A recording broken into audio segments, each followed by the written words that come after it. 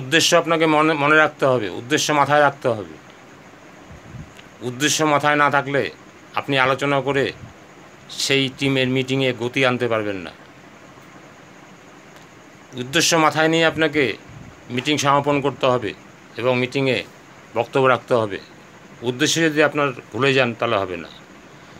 যেমন বিয়েবাড়ি লিস্ট করেছেন, সমস্ত কি আনবেন, কি জোগাড় করে আনবেন, রাঁধুনি রান্না করবে, লিস্ট সব হয়েছে, লিস্ট সব মাল চলে এসছে, কিন্তু লবণটা লিখতে ভুলে গেছেন, লবণই আসেনি।